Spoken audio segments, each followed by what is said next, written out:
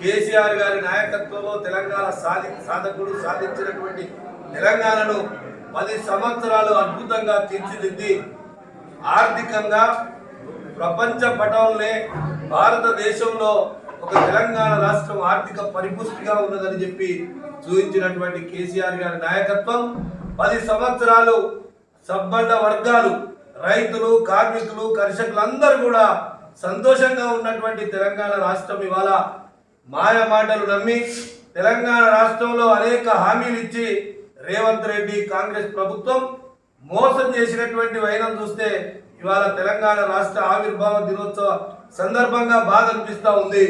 సబ్బండ వర్గాలు ఇవాళ ఆర్థిక విధ్వంసం జరిగి వాళ్ళ జీవితాలే చాలా భారంగా గడుస్తున్నటువంటి వైనం చాలా బాధాకరమైనటువంటి విషయం. ఇవాళ ఇచ్చినటువంటి హామీలు బీఆర్ఎస్ పార్టీ ఒకటే డిమాండ్ చేస్తూ ఉంది.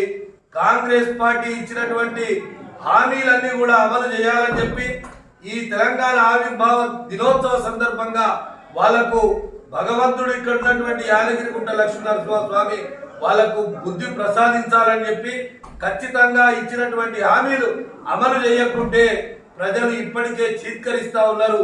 ఇంకా కూడా చీత్కారం జరిగి ప్రజల్లో అభాసు పాలవుతారు.